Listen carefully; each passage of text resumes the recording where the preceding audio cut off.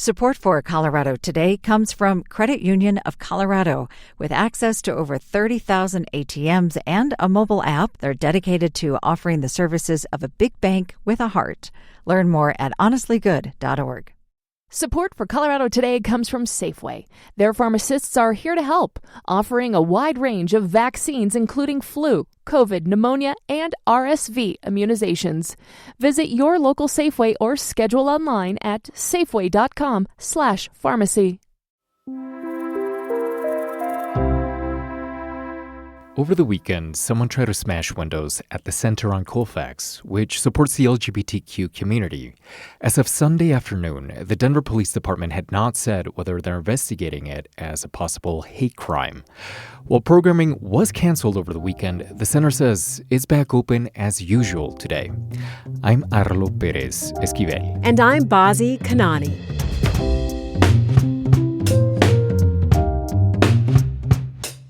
Coming up, a new stage in the government shutdown means you may want to be prepared for change at the airport. We're going to lose a lot of people. Hear why TSA workers tend to call in sick during shutdowns like this. Then, have you started filling out your ballot yet? Do you know where you stand on the most contentious issues? To have the city council come along and wholesale change the character of your neighborhood, that's just the wrong thing to do. Plus, in this week's Colorado Wonders, where you could encounter a ghost in Denver. She felt the presence of somebody coming up behind her. She turned around and nobody was there. It's Monday, October 27th. Here's the news in Colorado today.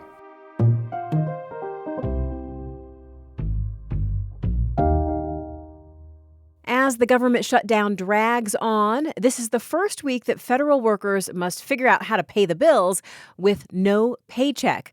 A stressful situation if you're in it, and the effects could spread far beyond the employees missing checks. For example, at the airport. CPR's Haley May is reporting on what missed pay means for TSA employees and for travelers. Haley, you've learned that a long shutdown is especially hard on TSA agents. That's right. According to their union, many of them live paycheck to paycheck, and now they're worried about putting food on the table. I spoke with Angela Grana. She's the regional vice president for the local TSA 1127 union. She explained that the average TSA screener makes just over $48,000 a year. And that's not a lot in a place like Colorado where the cost of living is high. Yeah, MIT actually calculates that Denver's living wage is about $26 an hour for a single adult. At $48,000 a year, TSA agents are making $3 less than that at about $23 an hour. In past shutdowns, we have seen the TSA be affected by staffing problems after workers stopped getting paychecks. It could happen again this time. Why is that? Well, Bazi, they're considered essential workers, so they have to show up even though they aren't getting a paycheck. And because of that, they don't qualify for unemployment insurance. So Grana says some pick up additional gig work, like driving for Uber or Amazon, to make ends meet. But she worries about the toll of those extra hours on top of an already stressful job. Passengers get nervous, passengers get upset with you. And so we've got an upset passenger. Then we're stressed out, and we have to focus constantly on making sure we get it right. We can't get it wrong ever. It just takes the bad guys one time to get it right. We can't miss that one time. A lot of pressure on those workers. When this long of a shutdown happened last time, that was almost 7 years ago, how were travelers affected then? So about 10% of the TSA workers called in sick that time, and that did result in longer wait times, over an hour to get through security at some airports. And the Miami and Houston airports actually had to close whole terminals due to a lack of staff, which resulted in some flight complications. Now, part of the reason that staffing matters has to do with gender-based requirements on the line for pat-downs. We're going to lose a lot of people, and it just takes one female that doesn't show up for work, and the rest of the crew is down because now the one female that did show up for work has to cover the center of the checkpoint to cover all female alarms that are body alarms. So TSA agents calling out to make sure that they can pay rent or care for their kids does have a tangible impact across the country. But our partners at Denverite have been keeping an eye on wait times at DIA since this shutdown began. They're cataloging them every 15 minutes. And as of our last check on Friday, things have stayed relatively smooth, with wait times only getting longer than 30 minutes a handful of times per day, mostly on Fridays. And there have been no major disruptions to TSA wait times at DIA, according to that data. So far, so good for travelers. But of course, the busy holiday travel season is just around the corner. Yes, and if the shutdown does last that long into the holiday stretch, Grana said she hopes that people can be a little bit more understanding at airport security. Pack your patience. Know that we're doing the best we can. Please understand, we will get you through and we will get you safely, one passenger, one bag at a time. One more thing to remember to pack, our patience. CPR's Haley May. Thanks, Haley. You're welcome. If your ballot is still sitting in your kitchen, staring you in the face, know that you have one more week to turn it in. Around the state, cities and counties are asking voters dozens of questions. You'll hear now about a few that CPR's Stephanie Wolf has been digging into. Stephanie, let's start along the Front Range. I do want to note that Denver has a nearly $1 billion bond package on its ballot, and we'll talk about that on tomorrow's episode. Today, we'll start just south of the city in Littleton, where voters will decide on a long-standing issue in Colorado about growth.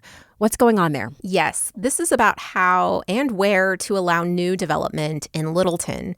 The measure would require that certain parts of the city remained zoned for single-family homes only. Supporters of the initiative say they want to protect small-town charm. To have the city council come along and wholesale change the character of your neighborhood after you've purchased it, invested in it, and plan to live there, and then change it to put up multiplexes everywhere, that's just the wrong thing to do. That was backer Mark Harris speaking with Denver 7 earlier this month. But there is organized opposition. They say density is not a bad thing. They also object to putting something like this in the city charter. That makes it tough to make changes in the future because it would require another public vote. Could there also be a legal complication? It seems like this ballot measure would be in conflict with the new state law that requires cities to support more dense housing. Yeah, it could. And that's a concern opponents have. The governor has threatened to withhold funding for places that don't comply with a suite of new housing laws. Heading north now along I-25, Fort Collins voters are weighing in on an interesting issue. What to do with a 165-acre plot of land that used to be a university sports stadium? Yeah, so this is a years-long conversation. CSU previously owned the stadium. It was demolished in 2018, and every plan to turn the space into something else since then has failed. That includes an effort to hand back stewardship to local indigenous groups, which CSU refused. Fast forward to today, if you live in Fort Collins, you will have two measures on your ballot about what to do with this land. One would turn all of the land into a natural area managed by the city. The second option would turn the area into a multi-use space, and that's in consultation with indigenous groups in the area. That could include facilities for wildlife conservation, a bike park, a natural area, and trails. And the way the ballot is laid out, voters could vote for both. So what happens if both measures pass? Well, if both pass, the one that gets the most votes will be chosen. Moving on now to Boulder County. If you live there, you'll be asked about supporting what's been dubbed a mental health tax. What does that look like? Yeah, it's a 0.15% sales and use tax for 3 years. That money would go towards things like mental health crisis services and substance use treatment and recovery, also services that can reach the unhoused population, more mental health resources for kids in schools. You know, Colorado ranks pretty low for funding per capita on mental health care. And a supporter of the measure I spoke with said the timing is fortuitous given the loss of some federal support in Trump cuts. I couldn't find any organized opposition to this idea, but some people are supporting it with the caveat that they really want transparent accounting to see where the money goes. Okay, lastly, several Western Slope counties are asking voters to fund early childhood education and care, and this would be the first of its kind in the state. That's right. This is really interesting because Garfield, Pitkin, and part of Eagle County are trying to be the first in Colorado to create what's called an early childhood special taxing district. The state has allowed this since 2019, but nobody has done it yet. And if it passes, it would be a 0.25% sales tax. Parents throughout Colorado likely know how expensive childcare can be, and Maggie Tiscornia says in this region, there are only enough licensed spots to cover fewer than half of kids age 5 and under. She's with the Strong Start, Bright Future campaign, which backs the measure. It's a very interconnected community from Parachute to Aspen. That means that our working families are crossing county and municipal lines every day on their commutes. And so we saw just an opportunity with this state legislation really to improve access and affordability of childcare throughout the regions. So if you live in this specific area, the idea is that you may become eligible for tuition subsidies. And this revenue, if this measure passes, would also go toward raises for childcare workers and grants to providers to improve and expand their facilities. And if it passes and works, then other parts of the state may look at this idea to lower the cost of childcare or at least create more options for parents. But there are questions from skeptics about whether more money is the best solution versus something like loosening rules for running a childcare facility. A lot of people watching that issue closely. CPR's Stephanie Wolf, thank you. Thank you. I don't know about you, but I love a ghost story.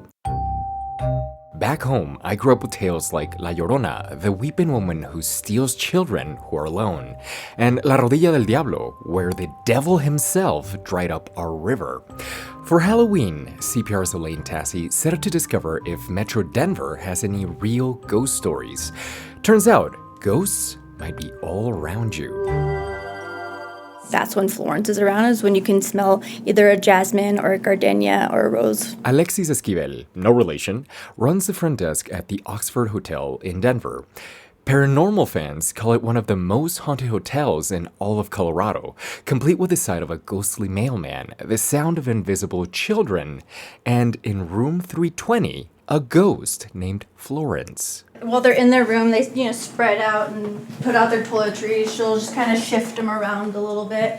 Doesn't leave them exactly where they were. Florence is believed to be the spirit of a woman who caught her husband cheating in that very room over 100 years ago. Legend says she killed him, then herself, but she never checked out. Guests have experienced her pulling the sheets off of them at night. Now, if you're brave enough, you can request to stay at room 320. And don't worry, Esquivel says, the murderer's vengeful ghost is actually super chill. But she's more of a prankster, I would say, than an actual, scary ghost. But if the thought of having your sleep interrupted by Florence is just not for you, how about a haunted library? At the Denver Public Library's main branch, staff says there is something in the basement. My coworker, she was telling me that one time she was down here in B2, she was shelving some materials and she felt the presence of somebody coming up behind her. She turned around to say hi and nobody was there. Andrew Wiggins is a librarian. He's not the only one to experience strange happenings there. Communications coordinator Alvaro Suceda Nunez says that one of their longtime security guards swears the building is haunted. But she was very adamant to share that the ghosts are friendly. And apparently, they're also very fashionable. There were two guys. One of them was in the bathroom. He noticed that there was a view of a blue dress at the bottom of a stall. He ran out, talked to his colleague. His colleague returned with him, and there was no blue dress underneath the stall. They opened the stall. There was no one there. Floral perfume, ghostly mailmen, phantom dresses. These are all experiences that you can have in the ghost tours around the Denver area, like one that takes you down a haunted mine. You'll find more info in the link in our show notes. And if you have any questions that have been haunting you, ask us to track down an answer through Colorado Wonders. Oh, and if you smell the scent of a rose tonight, say hi to Florence for me.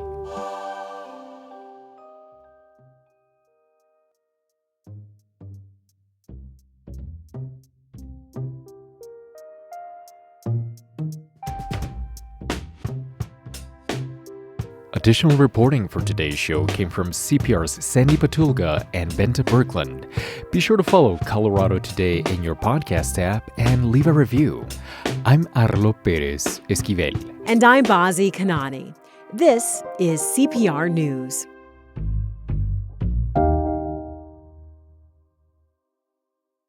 Support for Colorado Today comes from Safeway. Their pharmacists are here to help, offering a wide range of vaccines including flu, COVID, pneumonia, and RSV immunizations. Visit your local Safeway or schedule online at safeway.com/pharmacy. Support for Colorado Today comes from Credit Union of Colorado. With access to over 30,000 ATMs and a mobile app, they're dedicated to offering the services of a big bank with a heart.